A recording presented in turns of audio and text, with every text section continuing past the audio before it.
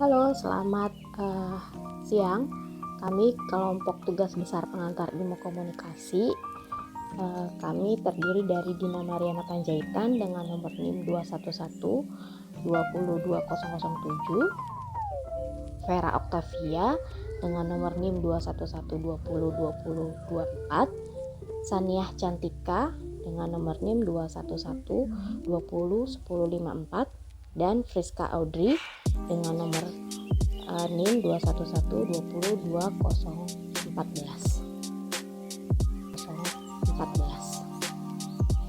Kali ini kami mau membawakan rangkuman dari 11 materi yang telah kami pelajari dalam pengantar ilmu komunikasi. Yang pertama adalah hakikat komunikasi.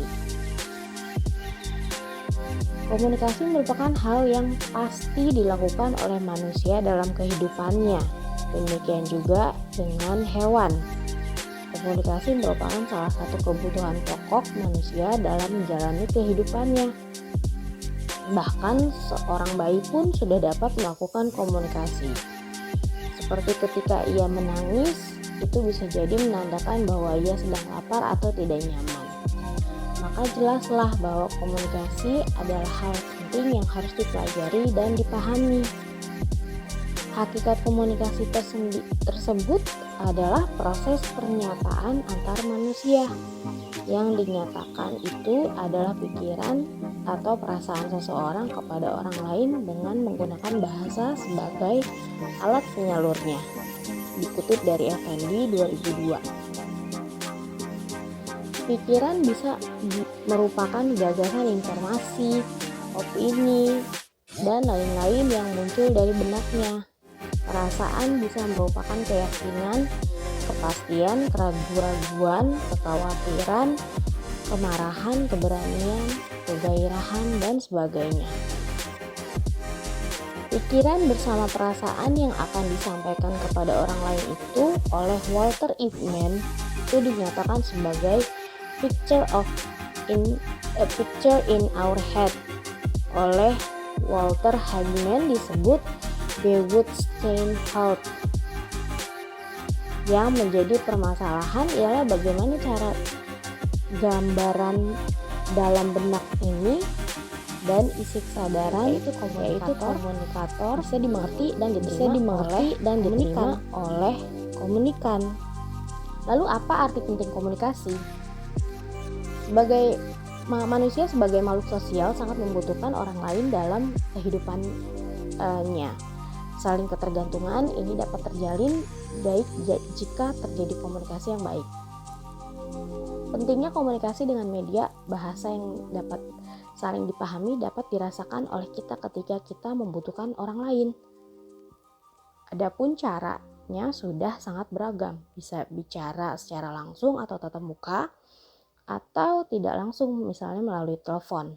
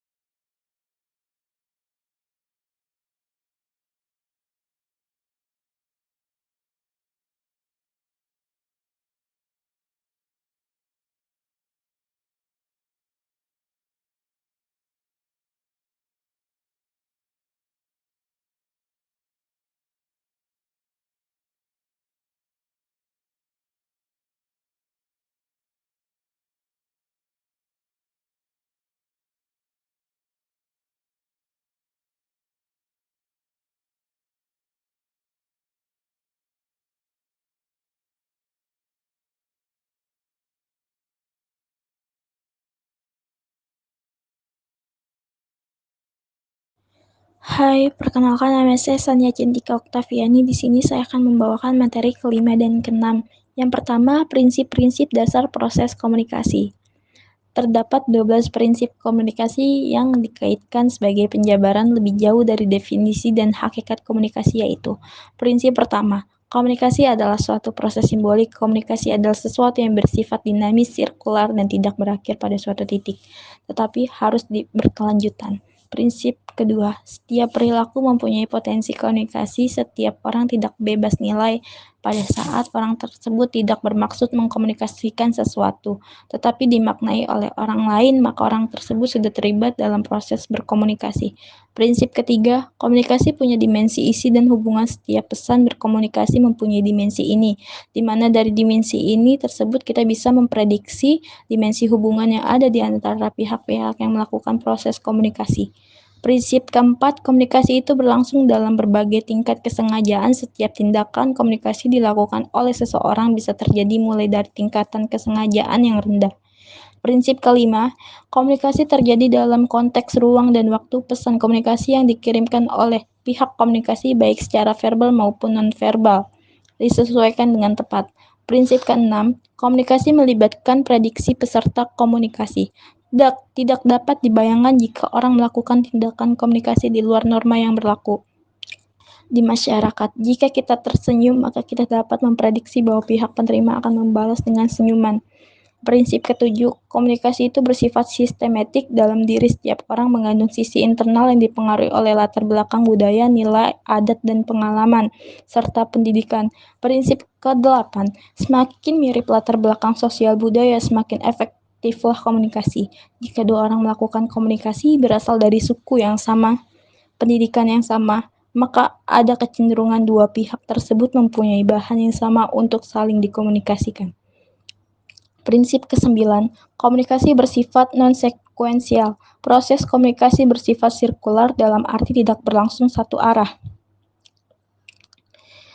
Prinsip ke-10, komunikasi bersifat prosesual, dinamis, dan traksional. Konsekuensi dan prinsip bahwa komunikasi adalah sebuah proses adalah komunikasi itu dinamis dan transisional. Prinsip ke-11, komunikasi bersifat irreversible. Setiap orang yang melakukan proses komunikasi tidak dapat mengontrol sedemikian rupa terhadap efek yang ditimbulkan oleh pesan yang dikirimkan. Komunikasi tidak dapat ditarik kembali. Jika seseorang sudah berkata menyakiti orang lain, maka efek sakit hati ini tidak akan hilang begitu saja pada diri orang lain tersebut.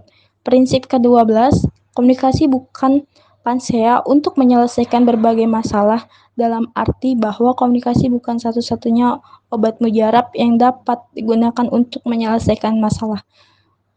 Materi ke-6 tentang persepsi. Persepsi adalah proses internal yang kita lakukan untuk memilih, mengevaluasi, dan mengorganisasikan rangsangan dari lingkungan eksternal. Dengan kata lain, persepsi adalah cara kita mengubah energi-energi fisik lingkungan kita menjadi pengalaman yang bermakna. Persepsi adalah juga inti komunikasi, karena jika persepsi kita tidak akurat, tidak mungkin kita berkomunikasi dengan efektif. Persepsilah yang menentukan kita memilih pesan dan mengabaikan pesan yang lain. Inilah beberapa contoh faktor yang mempengaruhi perhatian kita. Pertama, faktor-faktor biologis. Dalam keadaan lapar, seluruh pikiran yang didominasi oleh makanan. Karena itu bagi orang lapar, yang paling menarik perhatiannya adalah makanan. Yang kenyang akan menaruh perhatian pada hal-hal yang lain. Anak muda yang baru saja menonton film porno akan cepat melihat stimuli seksual di sekitarnya. Faktor-faktor sosiopsikologis. Berikan sebuah foto yang menggambarkan kerumunan orang banyak di sebuah jalan sempit. Tanyakan apa yang mereka lihat.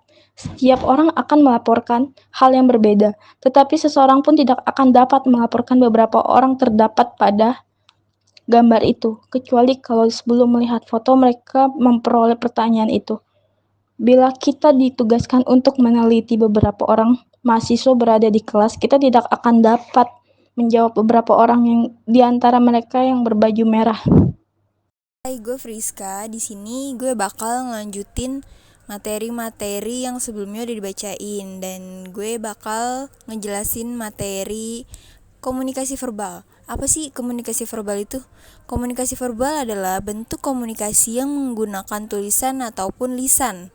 Bentuk komunikasi ini membutuhkan alat berupa bahasa yang outputnya berupa ucapan atau tulisan kata-kata.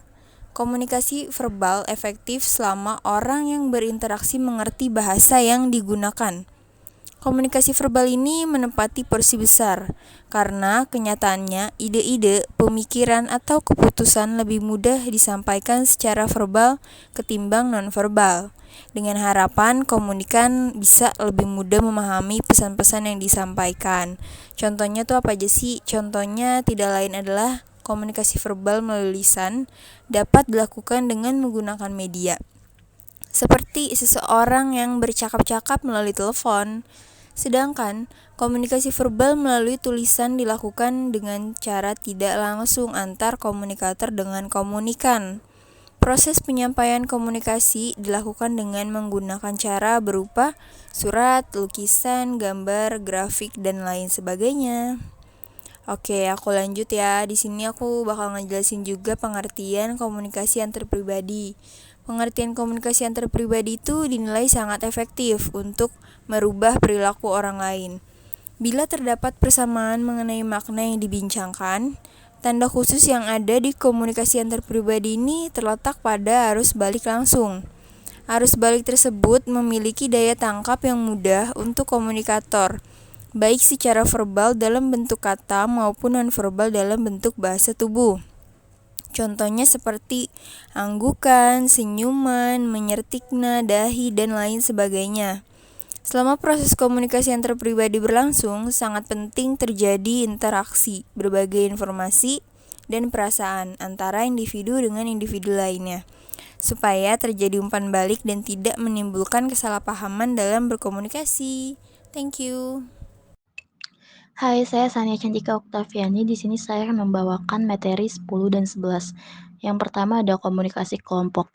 Michel Bourgain dalam Wirianto 2005 mendefinisikan komunikasi kelompok sebagai interaksi secara tatap muka antara 3 orang atau lebih dengan tujuan yang telah diketahui, seperti berbagi informasi, menjaga diri, pemecahan masalah, yang mana anggota-anggotanya dapat mengingat karakteristik pribadi anggota-anggota yang lain secara tepat. Sifat-sifat komunikasi kelompok sebagai berikut. Pertama, kelompok berkomunikasi melalui tatap muka. Kedua, kelompok memiliki sedikit partisipan. Ketiga, kelompok bekerja di bawah arahan seseorang pemimpin. Keempat, kelompok membagi tujuan atau sasaran bersama. Kelima, anggota kelompok memiliki pengaruh atas satu sama lain. Konsep komunikasi organisasi. Goldaber menjelaskan bahwa komunikasi organisasi merupakan proses menciptakan dan saling menukar pesan dalam suatu jaringan hubungan yang saling tergantung satu sama lain. Kemudian ia juga menjelaskan bahwa komunikasi organisasi bertujuan untuk mengatasi lingkungan yang tidak pasti dan selalu berubah-ubah. Lebih lanjut, ia menjelaskan 7 konsep dalam komunikasi organisasi. Pertama, proses organisasi merupakan suatu sistem terbuka yang dinamis. Oleh karena itu, proses dibutuhkan agar dapat menciptakan serta saling menukar pesan di antara anggotanya, di mana gejala ini terjadi secara terus-menerus sehingga dikatakan sebagai suatu proses. Kedua, pesan. Dalam komunikasi, organisasi pesan menjadi suatu hal yang sangat penting. Seseorang dalam organisasi harus mampu menciptakan dan menerima pesan dengan baik. Dan pesan yang baik adalah pesan yang mampu diterima oleh seperti apa yang disampaikan. Ketiga, jaringan. Organisasi ibarat sebuah jaringan yang terdiri atas rangkaian seri. Seri ini terdiri dari sekumpulan orang yang menduduki posisi atau jabatan tertentu. Sekumpulan orang tersebut kemudian menjalankan tugas, fungsi, dan perannya masing-masing dalam sebuah organisasi. Keempat, ada keadilan saling tergantung.